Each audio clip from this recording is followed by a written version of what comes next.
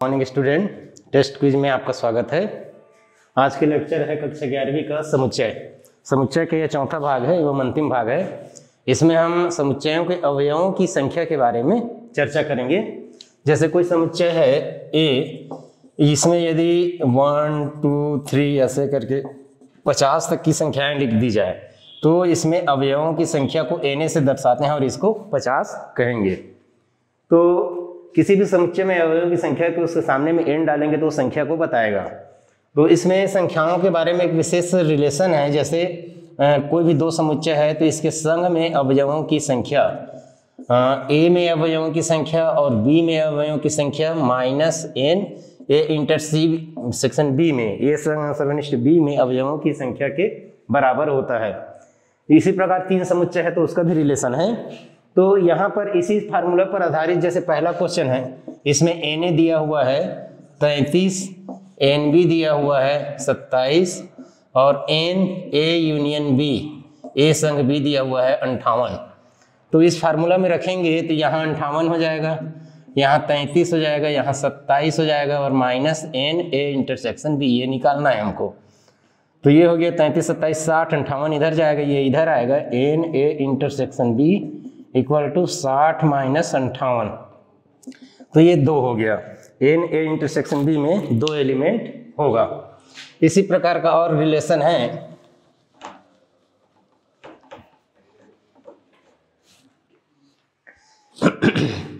दूसरा, n A equal to 300, n B equal to 200 and n A union B equal to 400 है। तो हमको निकालना है n A minus B and n B minus A. इसके लिए पहले ए इंटरसेक्शन बी निकालेंगे। तो n A union B equal to n A plus n B minus n A intersection B. तो इसमें है 400, इसमें है 300, इसमें है 200 minus n A intersection B. तो एन ए इंटरसेक्शन बी को इधर लाएंगे तो 500 माइनस इधर 400 जाएगा तो 100 आ जाएगा। एन ए इंटरसेक्शन बी 100 हो गया। अब हमको निकालना है एन ए माइनस बी, मतलब बी के वे एलिमेंट जो ए में है उसको हटाना है। तो बी के वे एलिमेंट जो ए में है दोनों के सर्वनिष्ठ में है। एन ए माइनस बी मतलब ए के वो एलिमेंट जो बी में है उसको हटाना है, मतलब ए और बी दोनों में है उसको ए में से हटा देते हैं तो एन ए इंटरसेक्शन बी हो जाएगा। इसके इक्वल हो जाएगा एन ए है, एन ए 300 है माइनस 100 तो ये 200 हो गया। फिर एन बी माइनस ए, एन बी माइनस ए करेंगे तो एन बी में से दोनों के एलिमेंट को हटाना है, एन इंटरसेक्शन बी। तो एन बी है 200 माइनस 100 इक्वल टू 100 हो जाएगा। इस प्रकार ये दूसरा प्रश्न हुआ। तीसरा देखते हैं। तीसरा में है एन ए माइनस बी दिया हुआ है और एन बी माइनस ए दिया हुआ है, एन ए इंटरसेक्शन बी दिया हुआ है। तो देखिए तीसरा प्रश्न में n A minus B equal to 15 दिया है। इसके साथ साथ n B minus A equal to 25, n A intersection B equal to 10 दिया है। तो इसके द्वारा निकाल सकते हैं हम n A minus B equal to n A minus n A intersection B. तो ये 15 है, ये एन ए है और माइनस 10 है ये, तो ये इधर आएगा तो एन ए इक्वल टू 25। इसी प्रकार n B minus A equal to 25 दिया हुआ है तो n B minus n A intersection B equal to 25। Value रखेंगे n B minus 10 equal to 25, तो 10 उधर जाएगा तो एन बी इक्वल टू 35 हो गया। एन बी इक्वल 35 निकल गया। अब हम निकाल सकते हैं एन एन बी मिल गया, n A union B, n A union B. तो एन ए आया है 25, n B 35 minus n A intersection B means 25 35 60 minus 10 यानी 50 आ जाएगा। इस प्रकार ये तीसरा प्रश्न हुआ।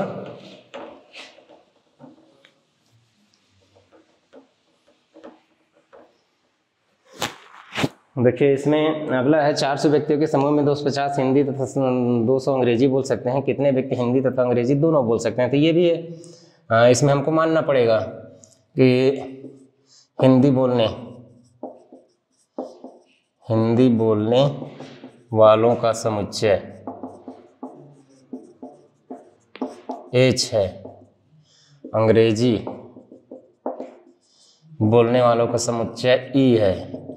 तो हिंदी बोलने वालों का NH इक्वल टू गिवन है इसमें 250 और NE इंग्लिश बोलने वालों का है 200, दोनों बोल सकते हैं, ये निकालना है। और 400 व्यक्तियों का समूह है तो NH यूनियन E दोनों में से किसी एक को बोलने वाले 400 हैं। तो फार्मूला लगा देते हैं NH union E equal to NH plus NE minus NH intersection E। 400 ये 200 ये 250 माइनस NH इंटरसेक्शन E, इसको इधर ले आएंगे NH इंटरसेक्शन E, तो ये हो गया 450 माइनस 400 बराबर 50। तो इस प्रकार हिंदी और अंग्रेजी दोनों बोलने वालों की संख्या 50 आया। नेक्स्ट क्वेश्चन है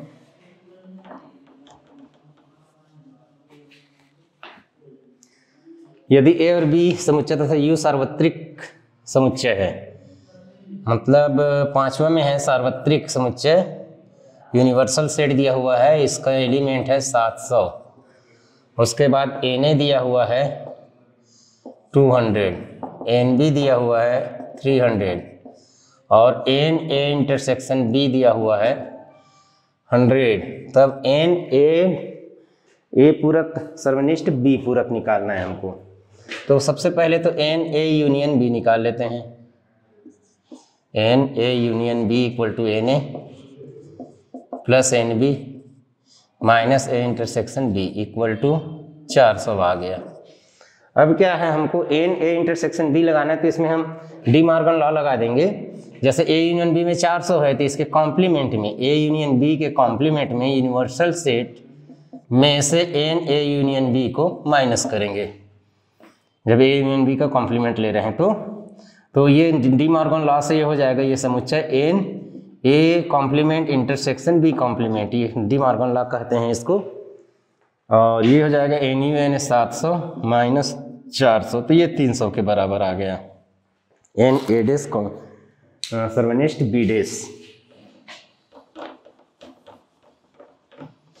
नेक्स्ट क्वेश्चन है प्रश्न क्रमांक 6। प्रश्न क्रमांक 6 में बोला जा रहा है किसी विद्यालय के 600 विद्यार्थी में 150 चाय, 225 कॉफ़ी तथा 100 चाय तथा कॉफ़ी दोनों पसंद करते हैं, तो ज्ञात कीजिए कितने विद्यार्थी न तो चाय नहीं कॉफ़ी, मतलब चाय और कॉफ़ी दोनों पसंद न करने वालों को निकालना है। तो क्या है कि यहाँ पर यदि हम चाय को T से दर्शाएं, चाय पीने वालों को T से और कॉफ़ी पीने वालों को C से दर्शाएं, तो NT चाय पीने वाले 150 हैं, NC यानी कॉफ़ी पीने वाले 225 हैं और दोनों पीने वाले T intersection C equal to 100 है। तो N हम दोनों में से किसी एक को पीने वाला निकाल लेते हैं, T यूनियन C, तो NT 150 ये 225 माइनस 100, तो 375 तो ये 275 आ गया। तो 275 ऐसे हैं जिनमें से हमको क्या है, चाय या कॉफ़ी पीते हैं तो दोनों नहीं पीने वाले कितने हैं, 600 हैं, इसमें से 275 ही पी रहे हैं, कुछ बाकी नहीं पी रहे हैं, यानी 325 दोनों नहीं पीते हैं, ना तो कॉफ़ी पीते हैं ना तो चाय पीते हैं। इसको इस फार्मूला से भी बनाया जा सकता है, ऐसे जैसे ये सब प्रश्नों को वेन डायग्राम से भी बना सकते हैं, वेन डायग्राम से भी बना सकते हैं। जैसे वेन डायग्राम से बनाना हो तो एक यूनिवर्सल सेट ले लिए, छठवा को बना रहे हैं, तो सबसे पहले इसमें ये चाय पीने वाले, ये कॉफ़ी पीने वाले, तो सबसे पहले उभयनिष्ठ भाग को भरेंगे कि चाय और कॉफ़ी दोनों पीने वाले 100 लोग हैं। अब इसके बाद चाय पीने वाले 150 है, उसमें से इधर चला गया है 100, तो इधर बचेगा 50 जो सिर्फ चाय पीते हैं, और 225 कॉफ़ी पीने वाले हैं, 100 लोग यहाँ पर हैं, तो 125 हैं जो सिर्फ कॉफ़ी पीते हैं। अब सबको जोड़ देते हैं तो 125, 175, 275, तो 600 में से बाकी लोग यहाँ हैं 325 लोग जो दोनों नहीं पीते, इसके बाहर में यूनिवर्सल सेट में। ऐसे करके भी बनाया जा सकता है, ऐसे करके भी कैलकुलेशन किया जा सकता है। नेक्स्ट क्वेश्चन है क्वेश्चन नंबर 7। क्वेश्चन नंबर 7 में 3 प्रकार का समुच्चय है। 500 टेलीविजन दर्शक हैं, इसमें से 250 फुटबॉल, यानी फुटबॉल देखने वाले 285 हैं, और उसके बाद हॉकी देखने वाले, हॉकी को एच से दर्शाते हैं, हॉकी देखने वाले 195 हैं, और बास्केटबॉल देखने वाले 115 हैं। उसके बाद एन फुटबॉल व बास्केटबॉल, एफ इंटरसेक्शन बी 45 है। फिर फुटबॉल व हॉकी दोनों देखने वाले फुटबॉल व हॉकी 70 हैं, और एन हॉकी और basketball H intersection B equal to 50 है। इतना दिया हुआ है इसमें, और 50 तीनों में से कोई नहीं, 50 तीनों में से कोई नहीं, कोई भी खेल नहीं देखते 50, तो उनको हटा देते हैं इसमें से। 500 दर्शक में से कुछ नहीं देखते, तो 500 में से 500 ऋण 50 इक्वल टू 450, कम से कम एक खेल तो देखते हैं। ये 50 तीनों नहीं देखते, तो 450 लोग कम से कम एक खेल देखते हैं। अब हमको इसमें ज्ञात करना है कितने दर्शक तीनों खेल देखते हैं, और कितने दर्शक तीनों में से केवल एक खेल देखते हैं। ये तो कम से कम एक वाले हैं। तो इसको बनाने के लिए सबसे पहले 3 समुच्चय का हम ले लेते हैं। H union A union B जैसे था वैसे 3 समुच्चय ले लेंगे। H union B union F, तो ये n H plus n B plus n F minus n H intersection B minus n B intersection F minus n H intersection F plus n H intersection B intersection F. ये 3 समुच्चय हो तो ऐसा formula होता है, 3 समुच्चय हो तो फार्मूला ऐसा होता है। ये हमको तीनों देखने वाले इसको निकालना है, हमको इसको निकालना है। तो यहाँ कम से कम एक देखने वाले 450 हैं। उसके बाद एन एच है 195, और ये है 285, बी है 115, ये है 285। उसका दोनों में देखने वाले एक 45 है, एक में 70 हैं, एक में 50 हैं, और इसको x मान लेते हैं प्लस x करके। जो तीनों देखते हैं उसको हमने x मान लिया।